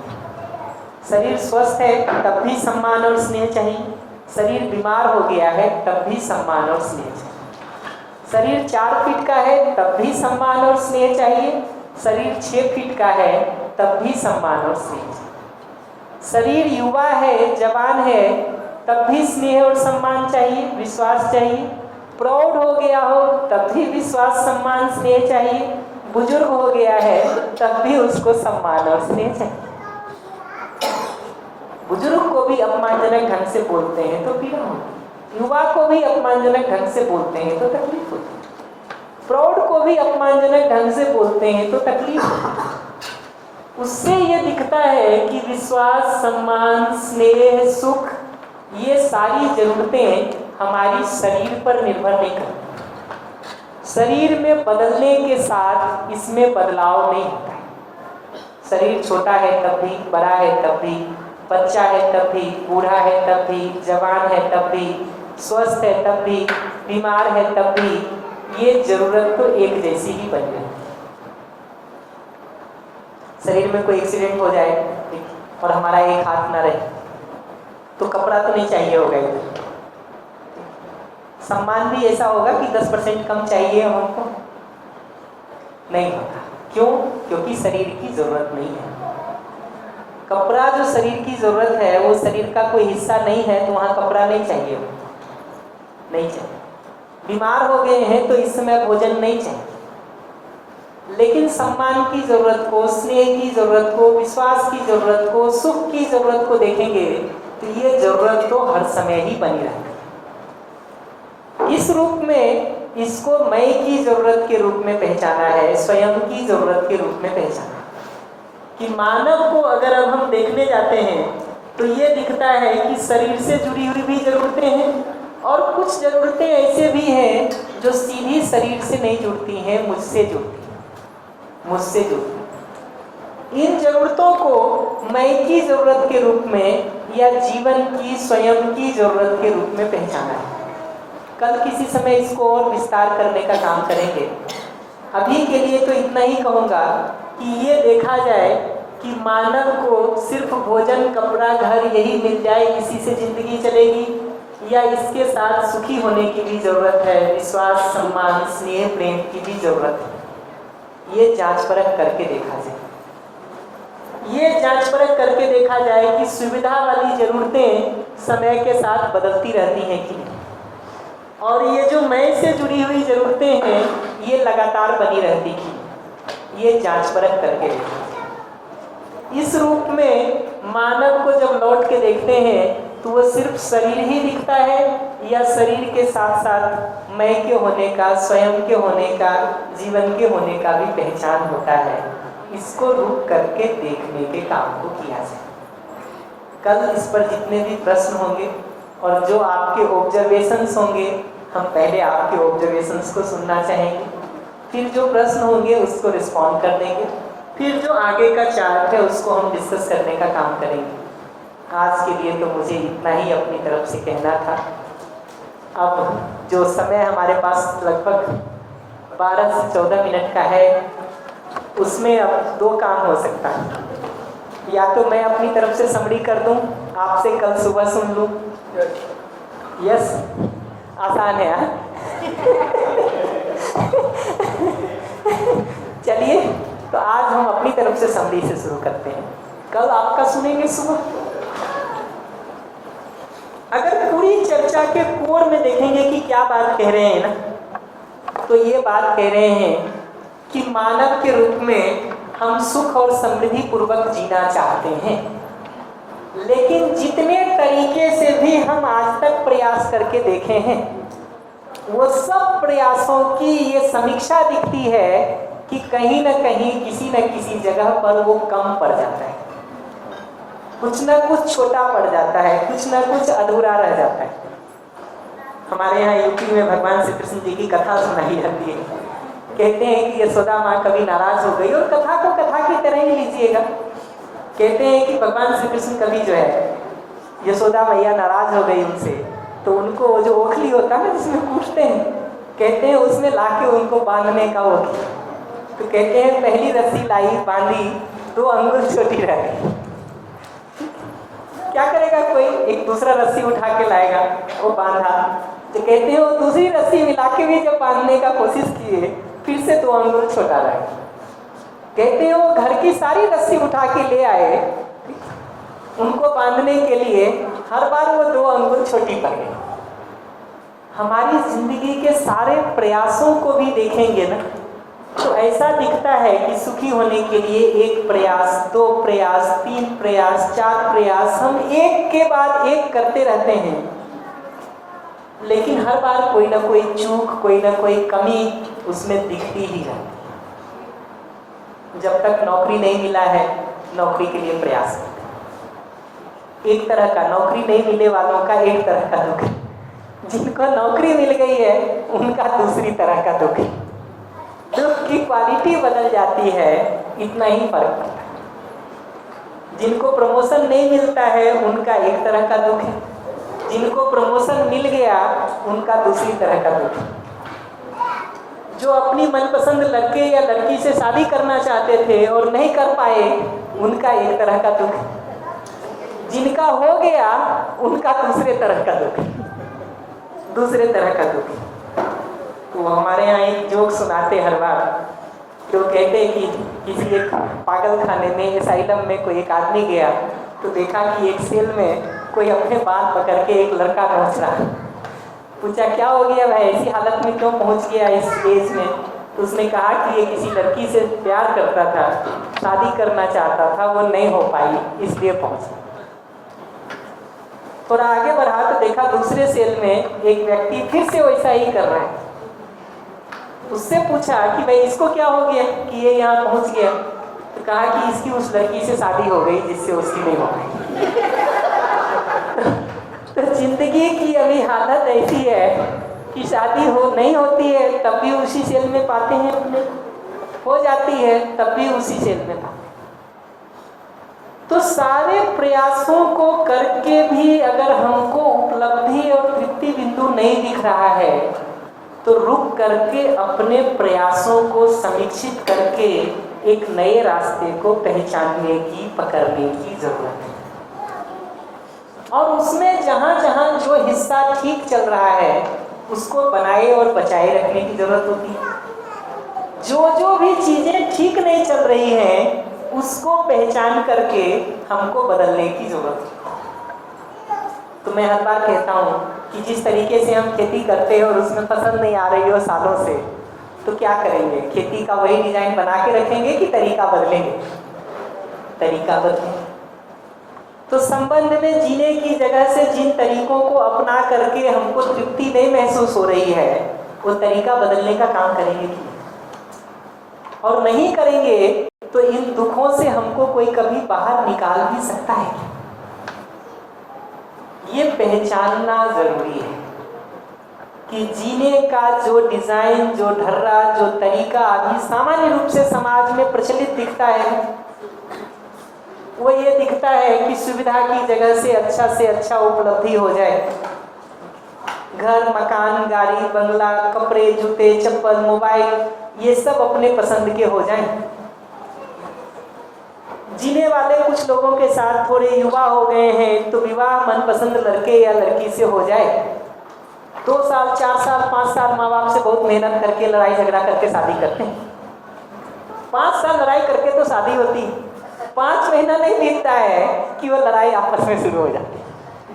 और फिर पहला डायलॉग होता है, तुम्हारे बारे में हमको पहले पता चल गया होता ना, मैं तुमसे शादी कभी नहीं करता। पहले नहीं पता चल जाता तो बिल्कुल नहीं करता। एक किसी घर में था, मैं वो दीदी ये कह रही थी हस्बैंड को, जिससे झगड़ा हो रहा था, कह रही थी कि शादी के पहले हमारे पास तुमसे बेहतर प्रपोजल थे, हम ही से चूक हो गया कि मैंने उसको नहीं चुन के तुमको चुन लिया। और जब हम ये जवाब देते ना किसी को कि तुमसे शादी करके हमारी जिंदगी बेकार हो गई, अगला कहता है चिंता नहीं करो, मेरी भी कोई मौज में नहीं है। ये स्थिति आ जाती है हमारी एक दूसरे के साथ, क्योंकि जीने की जगह पर जो डिजाइन अभी हम बना रखे हैं, जिन जगहों पर हम सुख ढूंढने का काम कर रहे हैं, जिन तरीकों से उसको हम पाने की कोशिश कर रहे हैं, अगर वो सारा प्रयास करने के बावजूद भी अधूरापन दिख रहा है तो हमको रुक करके इवैल्यूएट करने की जरूरत है अपने रास्तों। हम अनजाने जाने गलती ये करते हैं कि वो सारा दोष दूसरे के ऊपर डाल करके बच जाना चाहते हैं, निकल लेना चाहते हैं। तो हम आपके ऊपर सारी गलती डाल देते हैं, आप हमारे ऊपर सारी गलती डाल देते हैं। तो मैं जब यूथ का वर्कशॉप करता हूँ तो आजकल के बच्चे बहुत पूछते रहते हैं विवाह करना चाहिए कि नहीं करना चाहिए। और इस जनरेशन में बहुतों का ये मन होता है कि नहीं करना चाहिए। मैं सबको लाइट टोन में, मजाक में एक बात कहता हूँ कि विवाह नहीं करोगे ना तो अपनी सारी समस्याओं की जिम्मेदारी खुद ही लेनी पड़ेगी। विवाह करने के बाद ये सुविधा है कि कोई दूसरा तो है जिसपे अपनी गलती का सारा ठिकाना फोड़ सकते हो। नहीं तो किसको जिम्मेदार ठहराओगे जी? तो अभी जो सारा हमारा जीने का डिजाइन है ना, कुछ पद पाके, कुछ पैसा पाके, कुछ प्रतिष्ठा पाके, कुछ पहचान पाके हम सुखी होने का डिजाइन करते हैं। किसी कंपनी में कुछ अच्छा पोस्ट मिल जाए, किसी क्लब के मेंबर या प्रेसिडेंट बन जाए, दसियों जोड़ तोड़ करके आदमी उसमें बनता है, एक एक वोट का हिसाब लगाता है, किसी को सबको सब तरफ से खुश करके पूरा करने की कोशिश करता है। जो उसमें फेल हो जाता वो तो दुखी रहता ही, जो सफल भी हो जाता है ना, उसको भी वो भी दुखी रहता है, जो आप ही कह रहे हैं ना, वो ऐसा ही दिखता है जी। 2-4 दिन भी सुकून से नहीं गुजरता है, तकलीफ वहीं के वहीं खड़ी रहती है। लोग अलग अलग जगहों पर, किसी मंदिर में जाके, किसी दूसरी जगह पर, किसी संस्थानों में, किसी मस्जिद में जा कर के रोना रोते हैं। बहुत बार इन मंदिरों में जाती हुई सुन करके, मंदिरों मस्जिदों की प्रार्थनाओं को देखिएगा ना, तो आदमी की एक लंबी लिस्ट यही होती है कि घर परिवार में ये ठीक हो जाए, ऑफिस में ये ठीक हो जाए, काम करने की जगह पर ये ठीक हो जाए। ऐसा लगता है कि वहाँ बैठे हुए भगवान को यही दूसरों को ठीक करने की जगह बची। ये पूछने के लिए भी बहुत कम लोग जाते हैं कि हमारी अपनी जिंदगी ठीक हो जाए। हमको लगता है हम तो ठीक ही है, ये बाहर व्यवस्था जो आपने बनाई है वो ठीक नहीं है, ठीक तो इसको होना है। ये जो दूसरे लोग आपने बना दिए, ये जो नौकरी हमको नहीं मिल रही है, ये आपके डिजाइन में प्रॉब्लम है। ये जो बेटा बहू, पति पत्नी, सास ससुर ठीक नहीं दिए हैं ना, प्रॉब्लम वहाँ है। हमको ये पहचानने की जरूरत है कि जिन तरीकों से अभी तक हम जीने का काम कर रहे हैं, वो तरीका अगर अपने उस उपलब्धि तक नहीं पहुंचा रहा है तो रुक करके उसको रिव्यू करने का काम करेंगे। अगर वही पुराना तरीका, हाँ जी, नाराज हो गए हमसे? अगर वही पुराना तरीका हम अपना करके रखेंगे तो वही पुराना रिजल्ट हर बार आएगा ना जी। उसी रास्ते को अगर हर बार करने की कोशिश करेंगे तो वही मंजिल हर बार मिलेगी। अगर हम अपने जीने के तरीके को बदलने का काम नहीं करेंगे, अगर हम अपने जीने के तरीके को बदलने का काम नहीं करेंगे, वही पुराना रास्ता हर बार पकड़ेंगे तो वही पुरानी मंजिल हर बार मिलेगी। हम जब तक अपने रास्तों को बदलने का काम नहीं करेंगे, अपने जीने के डिजाइन्स को समझने और ठीक करने का काम नहीं करेंगे, तब तक उसमें बदलाव कैसे हो सकता है? कोई नया मंजिल, कोई नया रास्ता हमको कैसे मिलेगा? नई मंजिल कैसे मिलेगी जब तक हम उस नए रास्ते को पकड़ने का काम नहीं करेंगे? तो इस पूरे प्रोसेस में अगर देखेंगे कि 7-8 दिनों में जो बात हम लोग कर रहे वो ये कि जीने के जिन तरीकों को भी अभी तक हमने बना रखा है, अगर उसमें कमियां दिख रही हैं, उसमें समस्या बनी हुई दिखाई दे रही, उसमें वो खालीपन दिख रहा है, उसमें वो अंतर विरोध दिख रहा है, तो उसको ठीक करने की जगह से अपने रास्ते को बदलने की ज़रूरत है। उन तरीकों में बदलाव की ज़रूरत है। और दूसरों में भी अगर हम बदलाव चाहते हैं ना, तो दूसरों में भी बदलाव तभी संभव है जब हमने खुद में बदलाव किया। अन्यथा ये सुनने सुनाने की बातें हो जाती हैं। हम आपको सुना जाते हैं, आप हमको सुना जाते हैं, और दोनों एक दूसरे को सुनाते हुए कभी तृप्ति महसूस नहीं करते। तो पूरी चर्चा के कोर में जो मैं कह रहा हूँ वो ये कि सुख और समृद्धि पूर्वक जीना हम में से हर मानव की चाह है। और सुख का मतलब है मानव के रूप में स्वयं में अपने अंदर व्यवस्थित होना, परिवार में व्यवस्था पूर्वक जीना, समाज में व्यवस्था पूर्वक जीना, इस प्रकृति और अस्तित्व के साथ व्यवस्था पूर्वक जीना, ये जीने की जगह दिखाई देती है। इस काम को नहीं करके बाकी कितना भी पहाड़ तोड़ने का काम हम कहीं भी कर लें, उपलब्धि नहीं होने वाली। ये पहचानना जरूरी है कि उपलब्धि नहीं। और उस जगह से जब हम एक एक डायमेंशन को फैलाने गए तो ये बात किया कि मानव के रूप में सुविधा और उसके लिए व्यवसाय का ठीक होना एक मूलभूत जरूरत है। सुविधा का ठीक होना और उसके लिए कुछ व्यवसाय होना, ये हमारी ज़रूरत है। व्यवहार में न्याय का होना हमारी एक और ज़रूरत है। विचार में समस्या के बदले समाधान होना, ये हमारी एक और ज़रूरत है। भाव में अपमान, द्वेष, क्रोध, विरोध, घृणा के बदले विश्वास, सम्मान, स्नेह, प्रेम जैसे भाव का होना, ये हमारी एक और ज़रूरत है। और अपने अंदर जो 20 तरह की मान्यताएं हमने इकट्ठा कर लिया है, जो एक दूसरे के विरोध में कई बार खड़ी है, उन मान्यताओं की समीक्षा होना और ठीक पर आना, इसकी भी जरूरत है। नहीं तो पिताजी की जगह से हम कह तो रहे हैं कि बेटा किसी पर विश्वास नहीं करो, एक तरफ तो हम ये कह रहे हैं, दूसरी तरफ हम उसी बेटे से ये चाहते हैं कि हम पर तो विश्वास करें, हम पर तो विश्वास करें। ऐसे अंतर विरोधी मान्यताओं के साथ हम जिएंगे तो हमको दुखी करने के लिए कोई दूसरा नहीं चाहिए। हमारी स्थिति उस बच्चे की तरह हो जाती है जो जब एग्जाम हॉल में बैठा है या क्लासरूम में बैठा है तो उसको खेल का मैदान ही आता है, और जब खेल के मैदान में बैठा है तो एग्जाम का टेंशन होता है।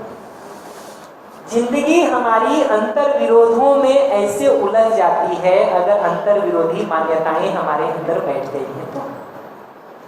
विचार किया जाए, सोचा जाए इस पर आराम से। कल सुबह जब हम मिलते हैं तो आपके जो भी प्रश्न होंगे, क्वेरीज होंगे, या जो रिफ्लेक्शंस आप करते हैं उसको सोचने का काम करिए। ये देखा जाए कि मानव के रूप में ये दोनों तरह की आवश्यकताएं हैं कि नहीं। हमारी शरीर की आवश्यकताएं अलग दिखती हैं कि नहीं, स्वयं की अलग दिखती हैं कि नहीं, शरीर की आवश्यकता बदलती हुई दिखाई देती कि नहीं, स्वयं की आवश्यकता निरंतर लगातार बनी रहती दिखती कि नहीं। ये जितनी समस्याएं हमको परिवार समाज से लेके प्रकृति तक दिखाई देती, उसके मूल में आदमी है कि नहीं। आदमी के ठीक हुए बिना चीज़ें ठीक होंगी क्या?